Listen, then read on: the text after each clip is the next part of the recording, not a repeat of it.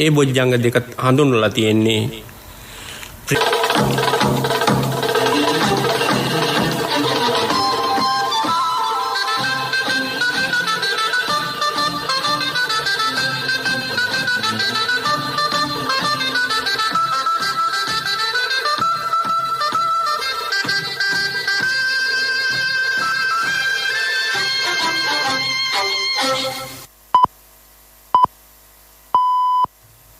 රාත්‍රී 9යි.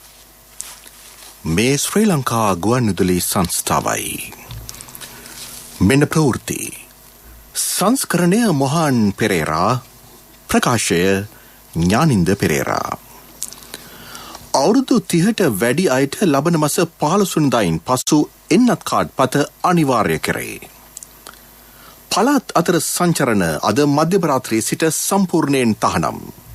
පළාත් අතර පොදු ප්‍රවාහන සේවාද අත්හිටුවේ. බස්නාහිර පළාතේ 50%කට එන්නත් මාත්‍රා 2ම ලබා දී අවසන්. රජයේ සියලු රෝහල්වල ඇඳන් වලින් 50%ක් කොවිඩ් රෝගීන් සඳහා වෙන් කරේ. ගුරු විදුහල්පති වැටුප් ගැටලුව සොයා බලන ඇමති අනු කමිටුව ගුරු වෘත්තීය සමිති හමුවේ. දුම්රිය ස්ථානාධිපතුරුන්ගේ පැය 24ක වර්ජනෙන් පාඩුව රුපියල් මිලියන 300ක්. පුද්ගලයන් ලියාපදිංචි කිරීමේ දෙපාර්තමේන්තුවේ කටයුතු වලටද කොවිඩ් වලින් බලපෑම්. ඇෆ්ගනිස්තානයේ 3/2ක පාලනය තලිබාන් සංවිධානය යටතට. ශ්‍රී ලංකා ක්‍රිකට් ආරාධිත 2020 ක්‍රිකට් තරඟාවලියේ දෙවන තරඟය දැන් මහනුවරදී. මේ ප්‍රවෘත්ති ප්‍රකාශය ශ්‍රී ලංකා ගුවන්විදුලි සංස්ථාවෙන්. කොවිඩ් ව්‍යාපතිය පාලනය කිරීම පිණිස පළාත් අතර සංචරණය අද මධ්‍යම රාත්‍රියේ සිට සම්පූර්ණයෙන් තහනම් කර ඇතැයි කොවිඩ් පැතිරීම වැළැක්වීමේ ජාතික ක්‍රියාන්විත මධ්‍යස්ථානයේ ප්‍රධානී යුද අමාත්‍යපති ජෙනරල් ශවේන්ද්‍ර සිල්වා මහතා පවසයි. පළාත් අතර ගමන් කිරීමට අවසර ලැබෙන්නේ සෞඛ්‍ය, වරාය, ගුවන් තොටුපළ ඇතුළු අත්‍යවශ්‍ය සේවා, කෘෂිකර්මාන්තයේ නිරත හා ආයෝජන මණ්ඩලයේ අනුමත ඇඟලුම් කම්හල්වල සේවය කරන අයට පමණි. පළාත් අතර පොදු ප්‍රවාහන සේවාද නතර කර ඇත. රාජ්‍ය පෞද්ගලික දෙපාර්තමේන්තුවේම කාර්ය මණ්ඩල සේවයට පැමිණීමේදී අවශ්‍යතාව අනුව අදාළ පළාතින් පිට පදිංචි සේවකින් කැඳවීමේ බලය ආයතන ප්‍රධානීන්ට පැවරේ. පෞද්ගලික ව්‍යාපාරික ආයතනවල කාර්ය මණ්ඩල සේවයට කැඳවිය යුත්තේ සෞඛ්‍ය මාර්ගෝපදේශවලට අනුගතමයි.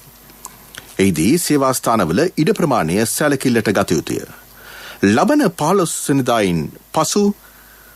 ලබන සැප්තැම්බර් 15 වෙනිදායින් පසු පොදු ස්ථානවලට පැමිණෙන වයස අවුරුදු 30ට වැඩි සියලු දෙනා කොවිඩ් මර්ධන එන්නත් මාත්‍රා 2ම ගෙන තිබේදයි පරීක්ෂා කරන බවද හමුදාපතිවරයා කීවේය. මේ අතර බස්නාහිර පළාතේ වයස අවුරුදු 30ට වැඩි පුද්ගලයින් රැසකටම මේ වන විට කොවිඩ් එන්නත් මාත්‍රා 2ම ලබා දී ඇත. එහිදී කොළඹ දිස්ත්‍රික්කයෙන් 51%කටත්, ගම්පහ දිස්ත්‍රික්කයෙන් 48%කටත්, කළුතර දිස්ත්‍රික්කයේ 55%කටත් එන්නත් මාත්‍රා 2ම ලබා දී තිබේ. පොදු ප්‍රවාහන සේවා සෞඛ්‍ය රෙගුලාසි පිළිපදින්නේද යන්න පිළිබඳව සොයා බැලීමට පොලිස් නිලධාරීන් යොදවා ඇති බව පොලිස් මාධ්‍ය ප්‍රකාශක ජ්‍යෙෂ්ඨ නියෝජ්‍ය පොලිස්පති අජිත් රෝහණ මහතා පවසයි. එමෙන්ම නව සෞඛ්‍ය නිර්ණායක ක්‍රියාත්මක වීම පිළිබඳවද මෙහිදී අවධානය යොමු කෙරේ. රජයේ සියලු රෝහල්වල ඇඳන් වලින් 50%ක් කොවිඩ් රෝගීන් සඳහා වෙන් කිරීමට සෞඛ්‍ය අමාත්‍යාංශය චක්‍රලේඛයක් නිකුත් කර තිබේ. හදිසි රෝගීන්, ගැබිණි කාන්තාවන් වෙනුවෙන් සිදු කරන ශල්‍ය කර්ම හා වෙනත් සැත්කම් ආදී එදිනෙදා කටයුතු වලට බාධාවක් නොවන පරිදි කොවිඩ් රෝගීන්ට ඉඩ ලබා ගැනීම සඳහා මෙම තීරණය ගෙන තිබේ.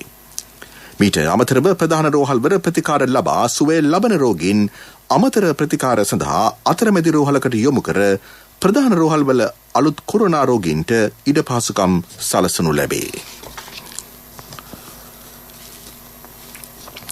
කොවිඩ් මුල් අවධියේදී මෙරට රෝහල් ධාරිතාව ප්‍රමාණවත් වුවත් වර්තමානය වන විට එය ප්‍රමාණවත් නොවන බව කායික රෝග පිළිබඳ විශේෂඥ වෛද්‍ය උපුල් දිසානායක මහතා පවසයි. රෝගය දරුණු වී ඇතනම් අනිවාර්යෙන්ම රෝහල් ගත විය යුතුය.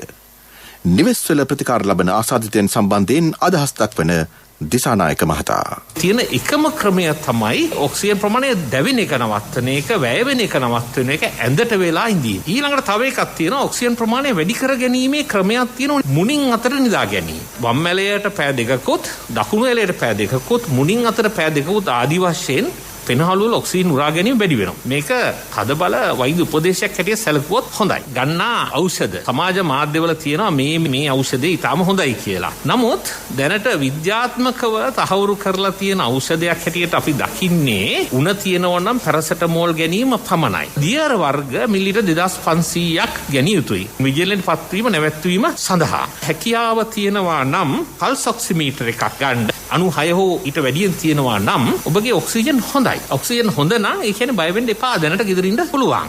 දෙකකට වඩා පහළ බහිනවා නම් 96ට වඩා වැඩිනොත් මම හිතන්නේ රෝහලකට ගිහිල්ලා වෛද්‍ය උපදේශ පැදීම ඥානාන්විතයි. කොවිඩ් එන්නත් කරන වැඩසටහනට නාවික හමුදාවද සක්‍රියව දායක වී සිටී.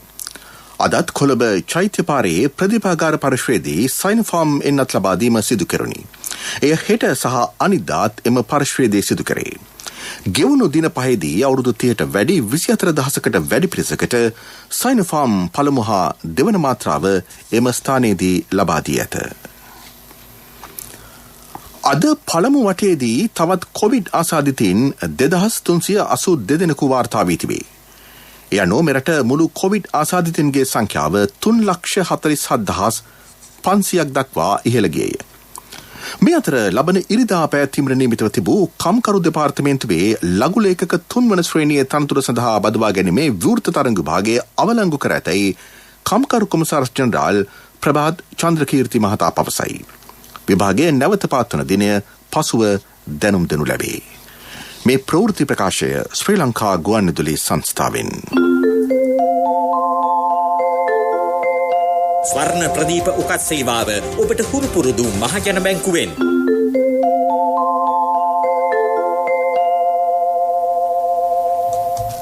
හිටපු අමාත්‍ය රිෂාඩ් බදියුදීන් මහතාගේ නිවසේදී මියගිය දැරියගේ දෙවන පශ්චාත් මරණ පරීක්ෂණ සිදු කිරීමෙන් පසු ඇගේ දෙමාපියන් වෙත සිරුර බහර දීම අද සිදු කෙරිණි.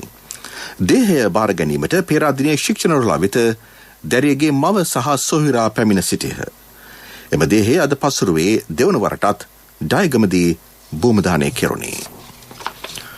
ගුරු විදුහල්පති වැටුප් ගැටලුව පිළිබඳව සොයා බලා වාර්තාවක් ඉදිරිපත් කිරීමට පත් කළ අමාත්‍ය මණ්ඩල අනු කමිටුව අද සිය කටයුතු ආරම්භ කළේ.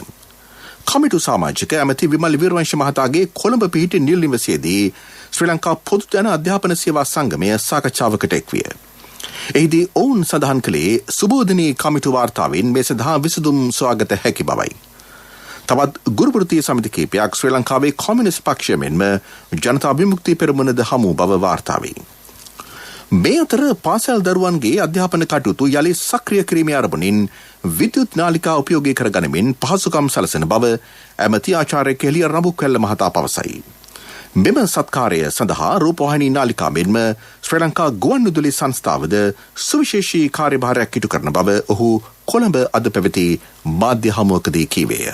අවුරුදුකමාරක් මේ රටේ 42 ලක්ෂයක් දරු පරම්පරාවට ඉතින් මේක ලොකු ප්‍රශ්නයක්. ඒ අතරතුරේ වෘත්තීය සමිති කළ යුතු නැති මහා විශාල විනාශයක් කළා. පෞද්ගලික නාලිකාවන් හිමිවරුන් සියලු දෙනාම මුණ ගැසලා කතා කරා. ඒක දවසයි එක පැයයි මම වේදක් කරේ ඉල්ලීමක් කරා මේ අපි උදව් කරා. සියලුම නාලිකාවලුම පෞද්ගලිකව තමන්ගේ ලාභයේ පමණක් ඉලක්ක නොකර ඒ වෙනුවෙන් යම් පරිත්‍යාගයක් කරලා දරුවන්ගේ සහ ඒ දරුවන් හරහා මේ රටේ අනාගතය වෙනුවෙන් විශාල දායකත්වයක් ලබා දීලා තියෙනවා. සෞන්ද අඟහරුවාදා වෙනකොට නාලිකාවන් සියල්ලගේ ගුවන්විදුලි සංස්ථාව වෙනම එකක් වෙනම නාලිකාවක් වෙනම නිර්මාණය කරලා තාමත් ගම්වල ලංකා ගුවන්විදුලි සේවය කිව්වම රේඩියෝ සිලෝන් කිව්වම ආසියාවේ තිබ්බ ප්‍රබලම සංනිවේදන ආයතනය. ඒකෙන් පුළුවන් තරම් ප්‍රයෝජන අරගන්න පිරිවෙන් අධ්‍යාපනය ගැන අපි channel එකක් වෙන් කරන්න යුතු මේ සතිය ඇතුළත මේ සියල්ල ක්‍රියාවට නම් ශ්‍රී ලංකා දුම්රිය ස්ථානාධිපතිවරුන්ගේ සංගමය සිදු කරමින් නැති වර්ජනය හේතුවෙන් ශ්‍රී ලංකා දුම්රිය දෙපාර්තමේන්තුවට සිදු ඇති අලාභය රුපියල් මිලියන 300ක් බව දුම්රිය සාමාන්‍ය අධිකාරී ධම්මික ජයසුන්දර මහතා පවසයි. රට තුළ පවතින තත්ත්වය හමුවේ අත්‍යවශ්‍ය සේවා සඳහා පමණක් දුම්රිය කීපයක් ධාවනයට එක් කර තිබුණි. සාමාන්‍ය දිනකදී ලබන ආදායමට වඩා කොවිඩ් හේතුවෙන් ආදායම් අවම වී තිබියදීත් මෙම පාඩුව සිදු වී තිබේ. වැඩවර්ජනය අද මධ්‍යම රාත්‍රිය දක්වාම ක්‍රියාත්මකයි. දුඹුරු සීනි රෙදි සෝදන සබන් සහ අත්සෝදන දීර ඇතුළු තවත් භාණ්ඩ කීපයක් සතොස්ස වෙළඳසැල් වලින් අඩු මිලට ලබාගත හැකි බව ඇමති ආචාර්ය බන්දුල ගුණවර්ධන මහතා පවසයි. එක් අයෙකුට කිලෝවක් රුපියල් 115 බැගින් දුඹුරු සීනි කිලෝ 5ක් මිලදී ගත හැක. වැඩි මිලට සහල් අලෙවි කරන්නේ නම් එම වෙළඳුන් පිළිබඳව පාරිභෝගික කටයුතු අධිකාරියට දැනුම් දිය හැක.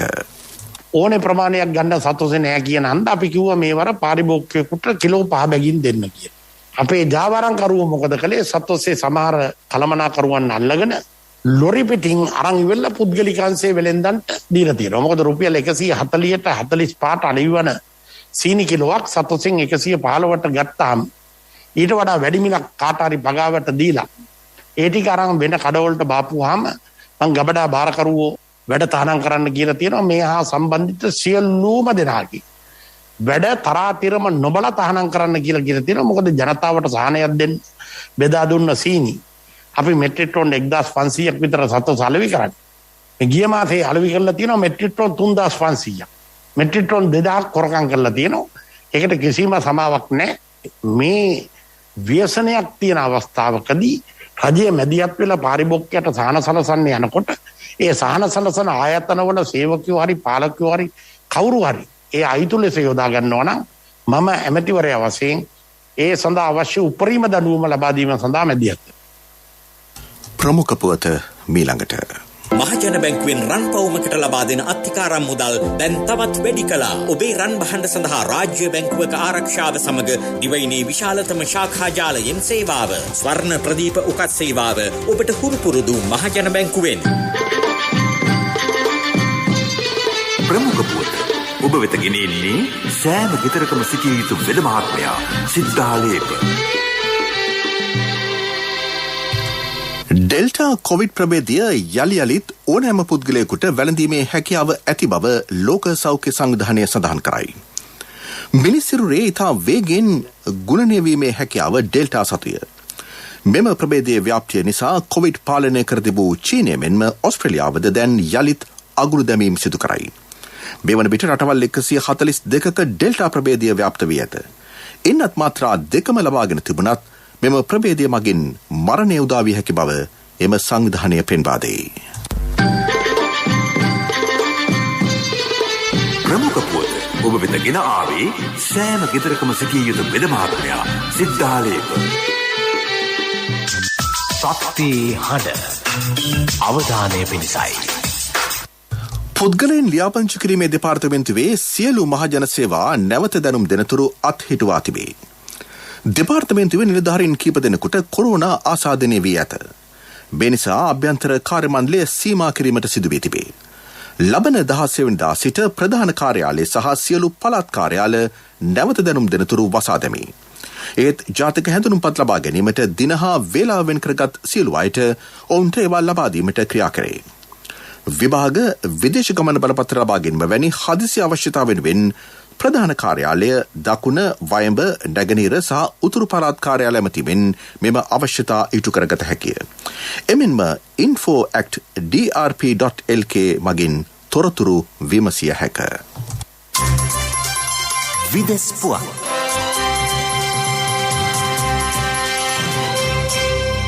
තලේබාන් සංවිධානය මේ වන විට ඇෆ්ගනිස්තානයේ 3/2 පාලනය කරන බව විදෙස් වාර්තා සඳහන් කරයි. පළාත් 34න් අඩකට වැඩි සංඛ්‍යාවක් තලේබාන් සටන්කාමින් වෙත නතු වී ඇත. ඒ රට දෙවන හා තුන්වන විශාලම නගර වන හේරත් හා කන්දහාර්ද දැන් පවතින්නේ තලේබාන් වරුන් යටතය. අද හෙල්මන් ප්‍රදේශයේද ඔවුන් සතුවිය. මේ අතර කාබුල් නගරයේ සිටින ඇමරිකානුවන් සහ තානාපති කාර්ය මණ්ඩලය එරටින් පිටත්වීම ආරම්භ කර තිබේ. එබැවින් කාබුල් ජාත්‍යන්තර ගුවන්තොටුපොළ වටා ඇමරිකානු භටයින් 3000ක පමණ ආරක්ෂක බලයනියක් රඳවා ඇත. රුසියානු ජනාධිපති ව්ලාඩිමිර් පුටින් සහ ජර්මන් චාන්සලර් ඇන්ජෙලා මර්කල් මහත්මිය අතර හමුවක් ලබන 20 වෙනිදා මොස්කව්හිදී පැවැත්වේ. අන්තර්ජාතික හා කලාපීය ගැටලු රැසක් පිළිබඳව මෙහිදී සාකච්ඡා කරනු ඇත. රුසියාවේ සිට ජර්මනි දක්වා ඉදිකරන ගෑස් නල මාර්ගය පිළිබඳවද අවධානය යොමු කරේ. රුසියානු ජනාධිපතිවරයා මුණ ගැසීමෙන් පසු මර්කල් මහත්මිය යුක්‍රේනයේ සංචාරයක නිරත වීමට නියමිතයි. පෙරසර සංවර්ධනයක පුවත් සම්පින්ඩනය සංවර්ධන පුවත් ඔබ වෙත ගෙනෙන්නේ නවීන තාක්ෂණයේ බලමහිමය මෙල්වා QST අපේ රටේ අපේම දෙයක්. බෝධින් මොහොත ලක්ෂ ගණනින් වාසනාවන්තයින් මේ කරන CAV ජනජය වාසනාව ආරම්භුණා. අගෝස්තු 15 දක්වා ඔබේ විල්පතට 140ක් දක්වා වටම්. මාසික දිනුම් මැදීමෙන් රුපියල් 3000කට වැඩි විල්පත් සඳහා වටිනා අත්‍රැක්ටර් දිනා ගන්න. දේශීය ඉංජිනේරු තාක්ෂණය නිදිවන රජරට විශාලතම ජලාශය සහ මෙරට 6 වන විශාලතම ජලාශය වන පහළ මල්ලතුවේ ජලාශය ඉදිකිරීම රාජ්‍ය අමාත්‍ය දුමින්ද දිසානායක මහතාගේ නිරීක්ෂණයට ලක්විය. මන්නාරම සහල් නැලී අස්වැන්න තෙගුණ කිරීම හා අනුරාධපුර මන්නාරම වවුනියාව ජනතාවගේ පානීය ජල අවශ්‍යතාව වෙනුවෙන් මෙය ඉදිකරේ. පහළ මල්ලතුවේ ජලාශය වෙනුවෙන් රුපියල් බිලියන 23,000ක් පමණ වැය කෙරේ. මෙවන විට තන්තිරිමලේ බෝගොඩ ප්‍රධාන වේලේ ඉදිකිරීම ආරම්භ වී ඇත. වේල් ඉදිකිරීමට පස් කියුබ් ලක්ෂ 20ක් අවශ්‍ය වේ. මෙය තනිකරම පස් වේල්ලකි. පෙරසර සංවර්ධනයක පුවත් සම්පින්ඩනය සංවර්ධන පුවත් ඔබ වෙත ගෙන ආවේ මහත්තයා ගේ හදනවනේ. ඔව් මුදලාලි මම මේ ආවෙත් හොඳ කම්බි ටිකක් ගන්න කියලා. මම දෙන්නම් මහත්තයාට ඉස්තරම්ම කම්බි જાතිය. මට ඕන මුදලාලි මෙල්වා කම්බි. මෙල්වම තමයි මහත්තයා මේ අලුත්ම මෙල්වා QST කම්බි. ලෝකේ දියුණු රටවල් ඔක්කොම පාවිච්චි කරන්නේ QST කම්බි. මට මුදලාලි මිලිමීටර් 16 කම්බි වලින් දෙන්නකෝ. බය වෙන්න එපා මහත්තයා. මිලිමීටර් 10 ඉඳලා 32 වෙනකල්ම SLS සහතිකෙත් තියෙනවා. අනික ඕන හાર્ඩ්වෙයාර් එකකින් ගන්නත් පුළුවන්.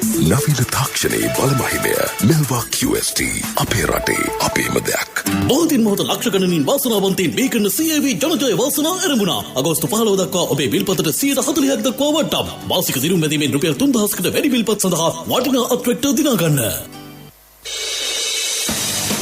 ක්‍රීඩා පුවත්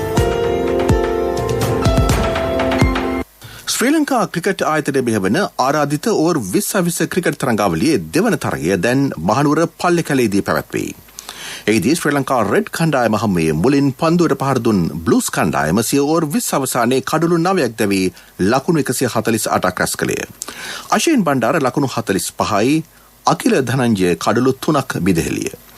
මෙම තරඟාවලිය අද පැවති පළමු තරඟයෙන් දසුන් ශානකගේ නායකත්වයෙන් යුත් ශ්‍රී ලංකා ග්‍රේ කණ්ඩායම ලකුණු 1ක තියුණු ජයක් වාර්තා කළේය. ඉන්දියාව සහ එංගලන්තය අතර දෙවන ටෙස්ට් ක්‍රිකට් තරගය දැන් ලෝඩ්ස්හිදී පැවැත්වේ. දෙවන දිනේ තේපානය සඳහා තරගය නතර කරන විට එංගලන්ත පිළ සිය ප්‍රථම ඉනිම සඳහා කිසිවෙකු නොදැවී ලකුණු 23ක් රැස් කරගෙන සිටියේය. ඉන්දිය පිළ ප්‍රථම ඉනිම සඳහා සියලු දෙනා දැවී රැස් කළේ ලකුණු 364ක් පමණි. ජේම්ස් ඇන්ඩර්සන් කඩලු 5ක් බිදහෙළිය. ව්‍යාපාරික පුවත් ඔබ වෙත ගෙන එන්නේ ජාතික ඉතිරිකිරීමේ බැංකුවෙන් ඔබ වෙත ගෙන එන සියල් සපිරි ඇප් එක NSB Pay. ජූනි මාසයේ අවසන් වන විට දල නිල සංචිත ප්‍රමාණය ඩොලර් බිලියන 4.1ක් වූ බව ශ්‍රී ලංකා මහ බැංකුව සඳහන් කරයි. එය මාස 2.5ක ආනයන සඳහා ප්‍රමාණවත්ය. දල නිල සංචිත හා බැංකු අංශයේ විදේශීය වත්කම් වලින් යුත් මුළු විදේශීය වත්කම් ප්‍රමාණය ජූනි මාසයේ නිමා වන විට ඩොලර් බිලියන 6.8කි. එම ප්‍රමාණය මාස 4.5ක ආනයන සඳහා ප්‍රමාණවත් වේ. එමෙන්ම ඉකුත් වසරේ ජූනි මාසයට සාපේක්ෂව මේ වසරේ ජූනි මාසයේදී විදේශ සේවා නියුක්තකයන්ගේ ප්‍රේෂණ පහළ ගියේය. ව්‍යාපාරික පුවත් ඔබ වෙත ගෙන ආවේ ඔබේ සියලුම බැංකු කටයුතු වඩාත් සුරක්ෂිතව පහසුවෙන් කරගන්න ජාතික ඉතිරිකිරීමේ බැංකුවෙන් ඔබ වෙත ගෙන එන සියල් සපිරි ඇප් එක NSB Pay. මුදල් හුමාරු, බිල්පත් ගෙවීම්, ක්‍රේලෝඩ්, ක්‍රෙඩිට් කාඩ් ගෙවීම්, ලංකා QR ආදී සේවාවන් රැසක් සමගින් බැංකු ගිණුම් කිහිපයක් සමග එකවර ලියාපදිංචි වීමේ පහසුකම ඔබ කොතැනක සිටියත් ඔබේ බැංකු කටයුතු එසැනින් කරගන්න ඩිජිටල් විසඳුම Play Store හෝ App Store හරහා දැන් නොමිලේම ඩවුන්ලෝඩ් කරගන්න NSB Pay. වැඩි විස්තර ළඟම පිහිටි ශාඛාවෙන් හෝ 0112 379යි 379 අමතන්න. කොන්දේසි සහිතයි. ආර්ථික පුවත් ආවරණය ඔබේ ඕනම අවශ්‍යතාවයකට සුදුසු මූල්‍ය විසඳුම් දෙන එන අය දියුණු වෙන අය එන LOLC සමූහය එන්න දියුණු වෙන්න.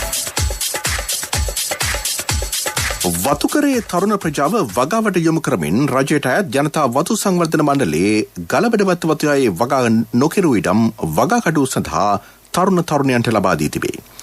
ඒ අනුව අකර 100ක කාබනික මිරිස් වගාවක් දැන් සාර්ථකව එහි ක්‍රියාත්මකයි. එක් අයෙකු සඳහා අකර භාගය බැගින් ලබා දී ඇත. වතුකරයේ තරුණ තරුණියන් 200ක් පමණ මේ සඳහා සම්බන්ධ වී තිබේ. යුතුකම් වගකීම් එක්ක සල්ලි ඉතුරු කරන්න ලේසි නෑ. ඔබේ ස්ථාවර තැන්පතෝට ආකර්ශනීය පොලියක් හා ආරක්ෂාවක් දෙන්න අපි පොරොන්දු වෙන්නේ ඒකයි. LOLC Finance ස්ථාවර තැන්පතු ඉතිරිය උතුරන්න. 2001 දෙසැම්බර් 13 වෙනි දින නීතිගත කරන ලද LOLC Finance PLC ICRA Lanka limited වෙතින් SLA ස්ථාවර ශ්‍රේණිය ලබා ඇත. 2011 අංක 42 දරන මුදල් ව්‍යාපාර පනත යටතේ ශ්‍රී ලංකා මහා බැංකුවේ මුදල් මණ්ඩලය වෙතින් බලපත්‍රලාභී මුදල් සමාගමකි.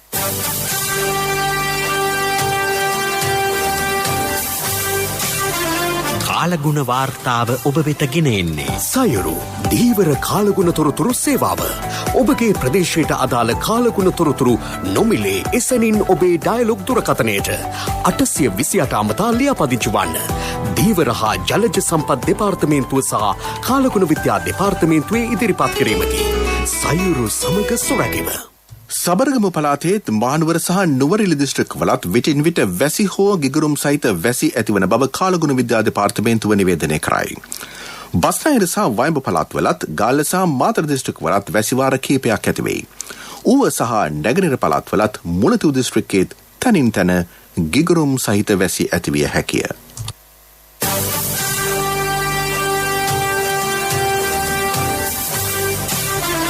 කාලගුණ වාර්තාව ඔබ වෙත ගෙන ආවේ සයුරු දීවර කාලගුණ තොරතුරු සේවාව. ඔබගේ ප්‍රදේශයට අදාළ කාලගුණ තොරතුරු නොමිලේ එසැනින් ඔබේ ඩයලොග් දුරකථනයට 828 අමතා ලියාපදිංචි වන්න. දීවර හා ජලජ සම්පත් දෙපාර්තමේන්තුව සහ කාලගුණ විද්‍යා දෙපාර්තමේන්තුවේ ඉදිරිපත් කිරීමකි. සයුරු සමග සොරැකීම. යලි ප්‍රවෘත්ති සිරස්තල අවුරුදු 30ට වැඩි අයට ලබන මස 15 වෙනිදායින් පසු එන්නත් කාඩ් පත අනිවාර්ය කරේ. පළාත් අතර සංචරණ අද මධ්‍යම රාත්‍රියේ සිට සම්පූර්ණයෙන් තහනම්. පළාත් අතර පොදු ප්‍රවාහන සේවාද අත්හිටුවේ. බස්නාහිර පළාතේ 50%කට එන්නත් මාත්‍රා දෙකම ලබා දී අවසන්. රජයේ සියලු රෝහල්වල ඇඳන් වලින් 50%ක් කොවිඩ් රෝගීන් සඳහා වෙන් කරේ. ගුරු විදුහල්පති වැටුප් ගැටලුව සොයා බලන ඇමති අනු කමිටුව ගුරු වෘත්තීය සමිති හමුවේ. දුම්රිය ස්ථානාධිපතිවරුන්ගේ පැය 24ක වර්ජනයෙන් පාඩුව රුපියල් බිලියන 300ක්. පුද්ගලයන් ලියාපදිංචි කිරීමේ දෙපාර්තමේන්තුවේ කටයුතු වලටද කොවිඩ් වලින් බලපෑම්. ඇෆ්ගනිස්තානයේ 3/2ක පාලනය තලිබාන් සංවිධානය යටතට. ශ්‍රී ලංකා ක්‍රිකට් ආරාධිත 2020 ක්‍රිකට් තරඟාවලියේ දෙවන තරඟය දැන් මහනුවරදී රාත්‍රී ප්‍රධාන ප්‍රවෘත්තියින් සමාප්තයි. අපගේ මෙම ප්‍රවෘත්ති ප්‍රකාශයට www.slbc.lk වෙබ් අඩවිය ඔස්සේද ඔබට සවන් දිය හැකියි. ජාතික ගුවන්විදුලි